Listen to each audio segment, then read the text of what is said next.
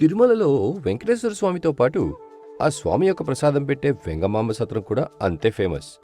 తిరుమలకి వచ్చే భక్తులు స్వామి దర్శనం తర్వాత ఇక్కడికి వచ్చి అంతే భక్తిభావంతో ప్రసాదముగా భావించి ఈ సత్రంలో తృప్తిగా భోజనం చేసి తర్వాతే తిరిగి వెళ్తారు.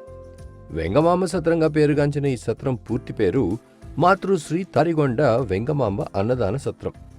అయితే ఇందులో ప్రసాదంకి ఉన్న ప్రత్యేకతతో పాటు ఇంకో ప్రత్యేకత కూడా ఉంది.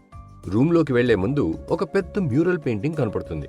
ఒకవైపు హనుమంతుడు, మరోవైపు గరుత్మంతుడు నుంచుని ఉన్న ఈ పెయింటింగ్ శేషాచలం అడవులని, అందులో ఉన్న 5 పుణ్యక్షేత్రాలని చూపిస్తుంది. ఈ 5 ప్రదేశాలని చక్కగా ఈ అద్భుతమైన పెయింటింగ్ భక్తులకు పరిచయం చేస్తుంది. వాటి గురించి మళ్ళీ ఇంకో వీడియోలో ఎప్పుడైనా మాట్లాడుకుందాం. 7/7/2011లో స్టార్ట్ చేసిన ఈ కొత్త బిల్డింగ్లో దాదాపు 1000 మంది పనిచేస్తారు. ఇందులో ఫ్లోర్కి 4 డైనింగ్ హాల్స్ చొప్పున 2 ఫ్లోర్స్ ఉన్నాయి. ఒక్కో డైనింగ్ హాలులో ఒకసారికి కనీసం 1000 మంది కూర్చొని తృప్తిగా తినొచ్చు. రోజు ఫుల్ మీల్స్తో పాటు ఇక్కడ 4000 రోటీలు కూడా చేస్తారు.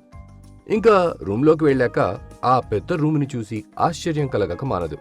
ఇంత పెద్ద రూమ్, ఇంతమంది భక్తులు, రోజుకి కనీసం 1,50,000 మంది భోజనం చేసే ఈ హాల్ చాలా క్లీన్గా ఉంటుంది.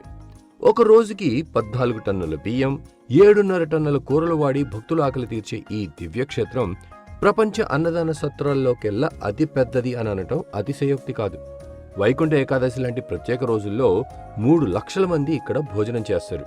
కూర, పచ్చడి, అన్నం, సాంబారు లేదా రసం, మజ్జిగతో పెట్టే ఈ భోజనం చాలా టేస్టీగా కూడా ఉంటుంది.